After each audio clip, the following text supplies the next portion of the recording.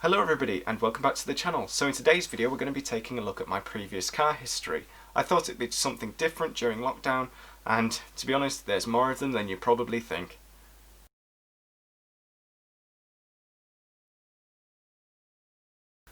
So first off, I just want to say thanks to everybody who watched the MGB-GT review video. It was really well received and I loved all your comments. As well as that, I just want to say apologies for those wanting a Jetberg Rover 800 video this week.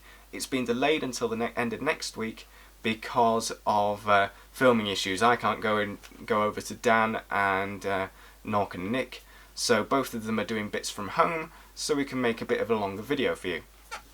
But let's get cracking on with the fun on list of cars that I've actually owned. Starting off, when I was younger, my dad used to have a couple of Maestros. Now these pictures that you're just about to see here are when I ruined his brakes, and it's one of my earliest memories from when I was a child. Essentially, he'd fixed the brakes on the car, and I'd gone around while he was going to get a cup of tea and put all of his socket set in the holes in the alloy wheels. So that's one of my earliest memories, and we ended up having several Maestros, both of which got joyrided, and then we moved on to things like Citroens and Skodas and VWs, just company cars really, until when I came to start driving. I bought a Mark 3.5 Fiesta Classic Quartz.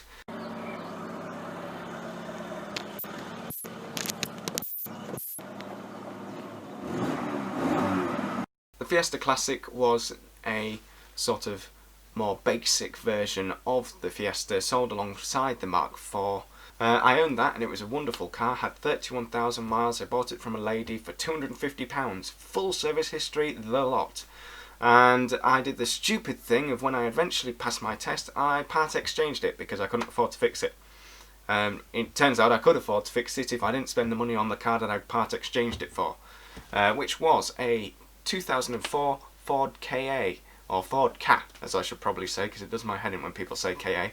It was a great A to B car. And it was my first proper on-the-road car, but I still don't have as many memories of that as I do of the Fiesta. I owned that until I crashed it in late December 2017, December 11th if I remember right, and I essentially skidded on ice and went into the back of a BMW Mini. Very expensive crash, but, you know, young drivers have crashes.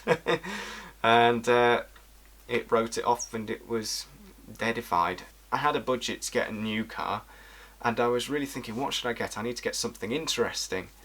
And about a week later I found myself in York, and I spent a while looking on Facebook Marketplace just for another car, but I wanted something British. I thought, why don't I make a bit of a difference? So I went and bought a Sienna Gold Y-Reg 2001 Rover 25. I think it was an Impression if I remember rightly. It was a fairly nice car, really well made. The K-Series engine on that particular car wasn't problematic for me, and I drove that everywhere. I drove it in the snow, and this was during the Beast from the East. And during that snowstorm I'd come out started work at 5 o'clock in the morning or whenever stupid time it was. Absolutely fine, came out at 12 o'clock when my shift ended, went in the car, and it was snowing everywhere. You could pull the windscreen wipers and it wouldn't do anything. I went out to clean my number plates, got back in the car, then had to get out again to clean the lights, and the number plate was covered again. So I ended up driving home very slowly. That was quite a memorable journey. But I loved that car. Sadly, rust was getting to it. The hinges were going on the boot. And a friend offered me an MGZR for free. He just went, here, have it. Have this MGZR. It was an MGZR 2003 Atomics. And they did these Atomic special editions with the band Atomic Kitten. And it was an edition that they did on the ZS and the ZR. And it gave you things like better radio, sunroof, fog lamps, that sort of thing. And different paint colours as well. I really like my ZR, but sadly I drove it for several months. It was getting rustier and rustier, but it had taken me everywhere. That one really did take me everywhere. Within the first week, on 16-year-old oil, 16-year-old tyres, well, probably older tyres than that, they were very cracked, I'll say that. I took it to Pride of Longbridge in Birmingham, and that was one of my first proper car shows that I'd taken. I think it was my first car show that I'd taken my own car to, and I loved it. That was brilliant. If you've ever been, you'll know what I mean, but Pride of Longbridge is such a fantastic car show because everybody's got the enthusiasm for what was built there, and it's a great way of celebrating the Longbridge factory's history and what's left of the place, really, which is, it's quite sad, but at the same time it's also you can be very proud going there and displaying your car. Sadly, head gasket failure got to it in the end. It bit the dust and I had to move on. When I found out that the head gasket went, I went and bought the best car known for rust prevention, the Rover Metro. I absolutely loved my Metro. I bought it quite cheap and I didn't really know what I was doing. This is a great piece of advice for you guys out there who haven't bought a classic car before. Please take someone with you because this will avoid everything that I went through. And to check it over. Essentially, I didn't check it over, and I got the car back. I took it for the MOT, and the MOT tester just poked holes in the whole lot. The whole side had an oversill, and it had rotted from the inside out, and it was running rich, and it was just a terrible, terrible state. I tried to keep it and do it up, but eventually I sold it on. It just happens, you buy crap cars sometimes. But after that I thought I need to get something reliable. So I went and bought on finance a 2014 MG3, which many of you will have seen because it's still my current car. That thing has driven me over 40,000 miles in 3 years. It is such a good car. I've never ever had anything major go wrong with it, barring once, which was sorted under the warranty. It had bad compression, and I actually thought it was a rattle under the bonnet. Got the compression sorted, still had the rattle, turns out it was the bonnet stopper, so at least that got the compression sorted because I wouldn't have known otherwise. But the car's been fantastic to me. All I've ever had to do is service it and do my own little small modifications that make it a bit more fun to drive. And it's got me introduced to the world of the MG Car Club and go to some car shows and just enjoy it for what it is. But for me, I always wanted a classic car, so I went out and I bought a Rover 200 R8, 1994 L-Reg to be more specific. This belonged to one of my friends from a car group that I was part of, and I absolutely adored that car. That is the best car, and it's the car that I wish I'd never sold. I absolutely loved it, but it was road legal, but I couldn't insure it, and a smattering of other things. The car had about 38,000 miles, full service history, including the original, not bill of receipt, but sort of letter from the dealership saying thank you for buying this Rover 216 SLI automatic, and signed by the executive who sold it. And oh, that car was just wonderful, and it was just fantastic to own. And I don't really know how to drive because I never actually got to drive it, but it was a really comfortable car. Sadly, I had to sell it on, and some dimwit, if you're watching this, what is wrong with you?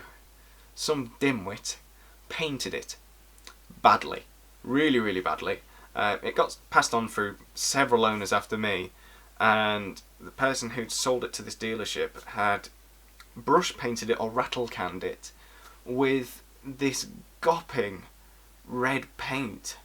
He hadn't even lacquered it or masked off the areas that needed to be masked off. Like, the badges were just sprayed over with red paint. It was awful. That poor car didn't deserve that.